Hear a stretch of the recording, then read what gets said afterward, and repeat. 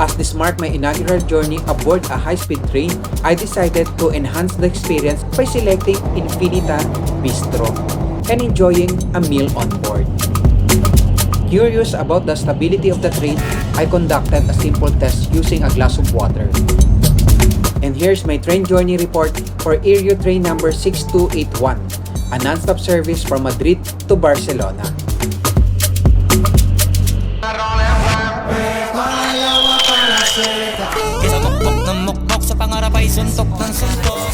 Catch flights, not feelings.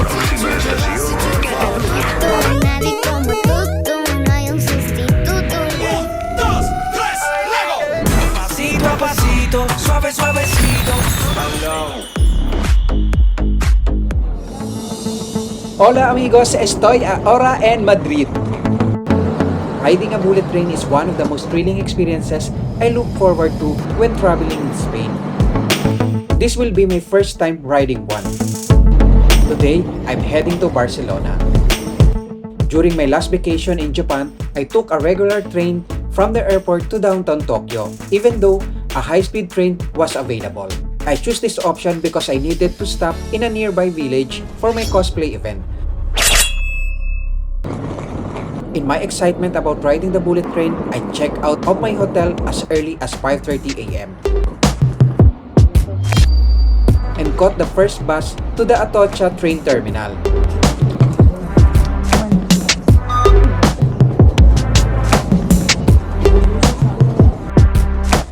It took me less than 20 minutes to reach the terminal.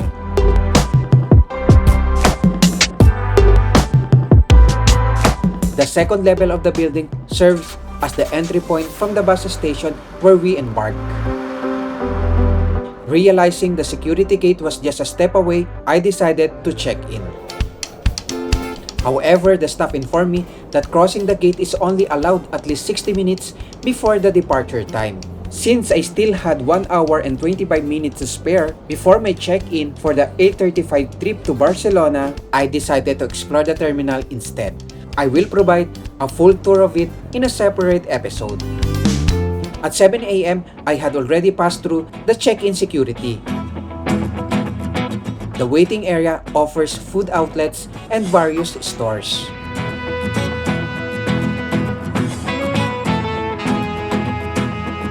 After wandering around, I headed to the boarding gate and got in line, only to be turned away as the queue was for a different time slot to Barcelona. I also noticed that the waiting area lacked enough chairs to accommodate passengers comfortably while they waited for their boarding call.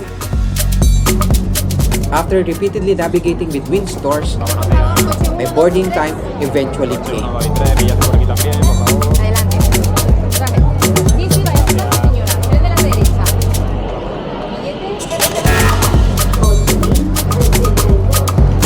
As the escalator gradually ushered me onto the train, memories from my childhood evoking the joy I experienced while playing with my train sets.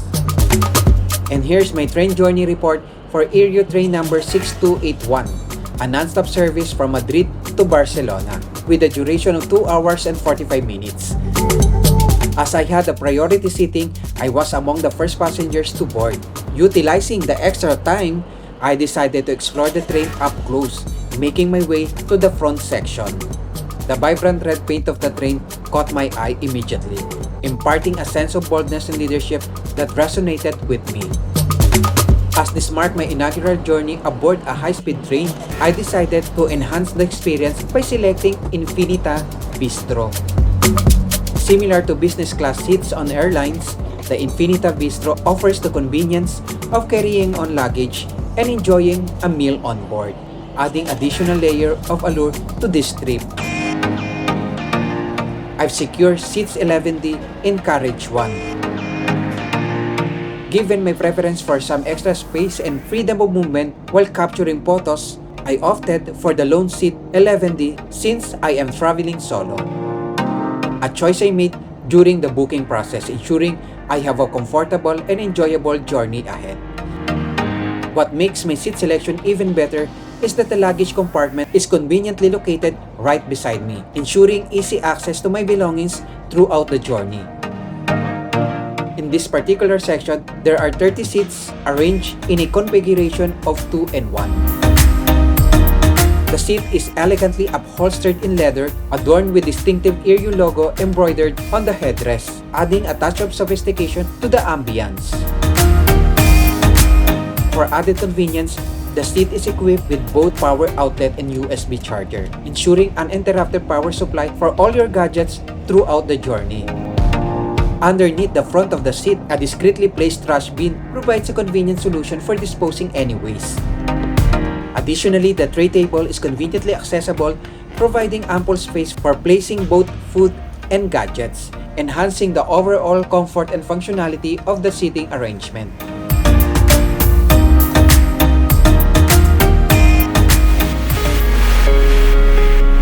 Our journey commenced promptly at 8:35 without any delays. Iryo Train operates using fleets of Freccia Rossa 1000, the same model utilized by Train Italia, ensuring a high standard of quality and performance throughout the journey.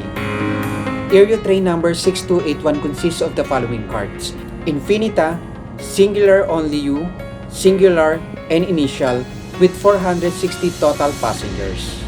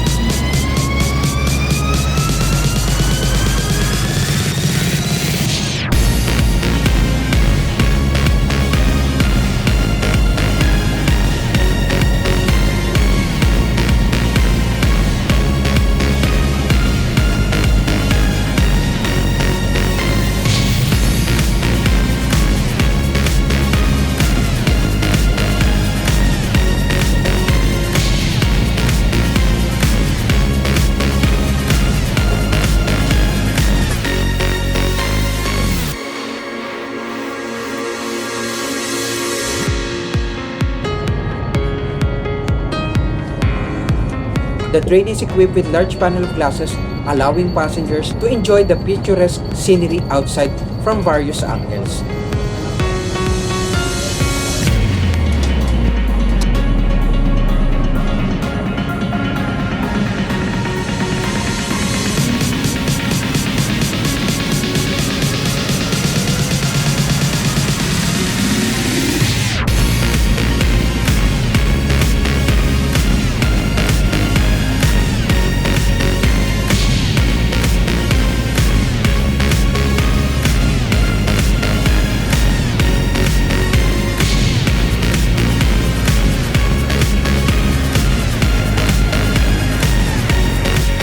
Like a vigilant soldier, I remained alert with my camera, ready to capture any breathtaking views that presented themselves along the way.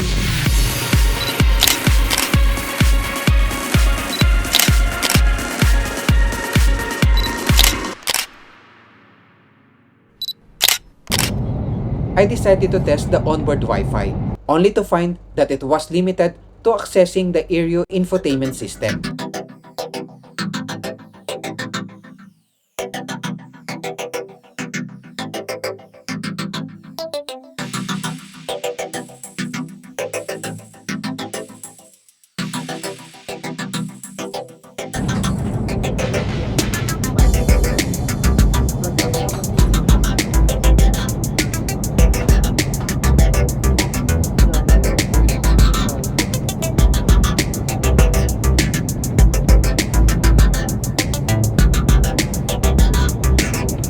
At 9 a.m., the crew commenced serving the onboard meal, ensuring passengers could enjoy a delightful dining experience during their journey. I opted to pre-order the Spanish breakfast for my meal, eager to immerse myself in the rich culinary culture of Spain.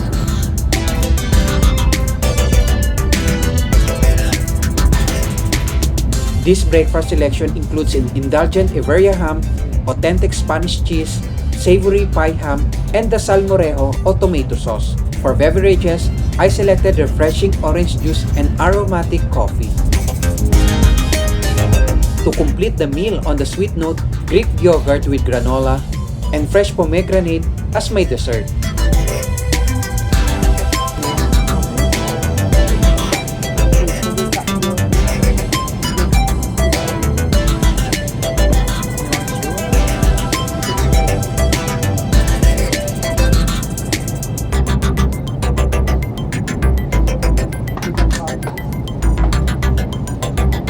Despite being two other breakfast options available, I was drawn to the Spanish breakfast for its authenticity and cultural experience it promised to deliver. Onboard meals never fail to ignite my excitement whenever I embark on a journey. There's something incredibly satisfying about the presentation of each dish and the anticipation of unveiling and savoring every item. As I indulge in my Spanish breakfast, the delightful crunchiness of the bread perfectly complemented the savory, salty richness of the ham. Pairing it with the cheese created a harmonious blend of flavors that tantalizing my taste buds with each bite. Enjoying its culinary experience against the backdrop of Spain's diverse landscapes whizzing by at high speed was truly priceless. It added an extra layer of enjoyment to my meal, making the entire journey an unforgettable experience.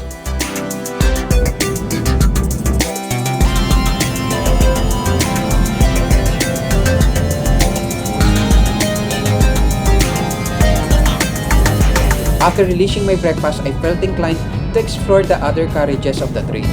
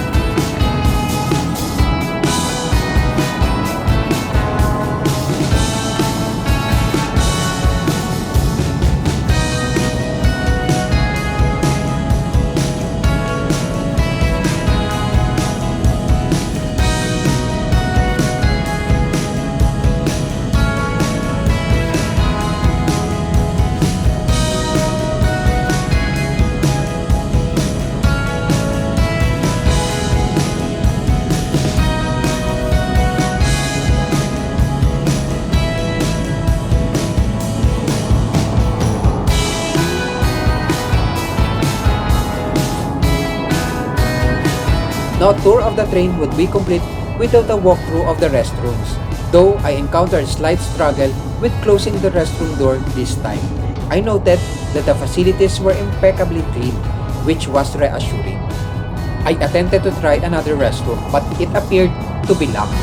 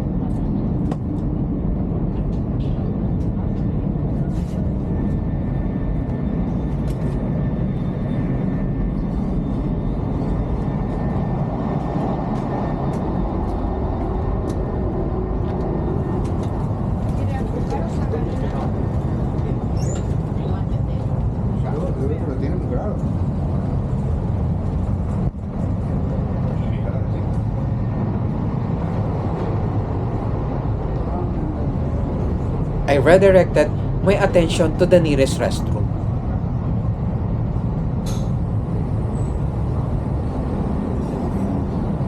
Upon entering, I noticed the spacious layout, likely due to its disability features. The toilet was equipped with a push-button feature for opening and locking, ensuring ease of use. The faucet, soap dispenser, and dryer also operated via push button for automatic functionality, adding to the convenience and accessibility of the facilities.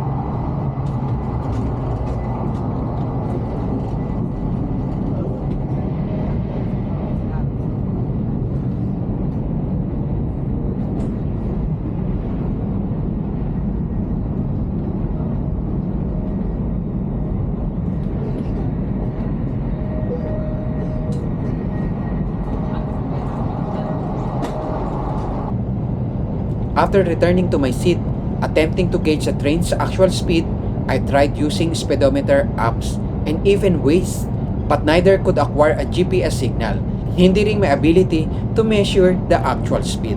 However, based on my prior research, I knew that this train could reach a maximum speed of 360 kilometers per hour. Curious about the stability of the train, I conducted a simple test using a glass of water, observing how smoothly it traveled along the tracks, which provided me with a reassuring sense of stability. The water in the glass showed minimal movement, indicating the stable journey of the train.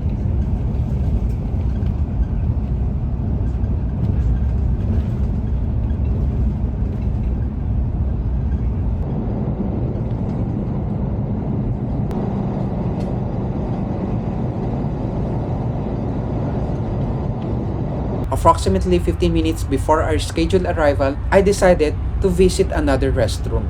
This time, it was equipped with a manual sliding door, but maintained the same push-button functions for water, dryer, and soap. I found the restroom to be clean and well-maintained overall.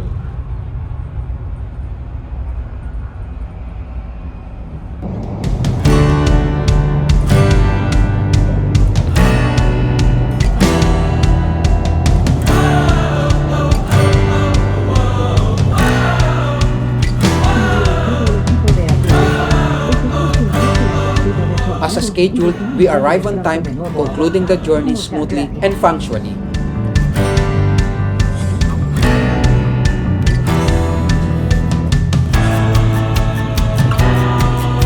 Opting to disembark last allowed me to capture more moments through my lens.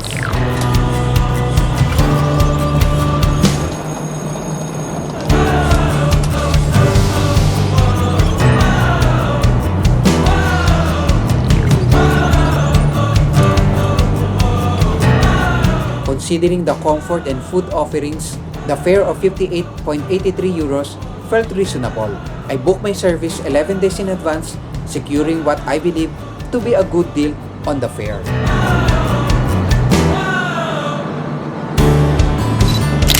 As I made my way towards the exit, I couldn't help but notice an Aves Renfe train seemingly waving at me, tempting me to consider it for my next train ride. The allure of new adventures awaits. And this is my report for the train journey on Iryo 6281 from Madrid to Barcelona.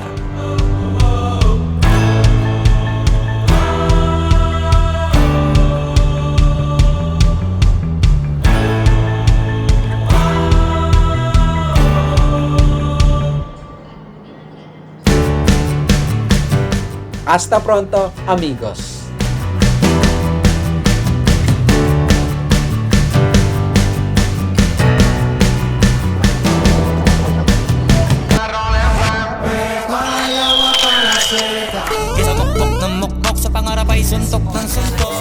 Catch flights, not feelings.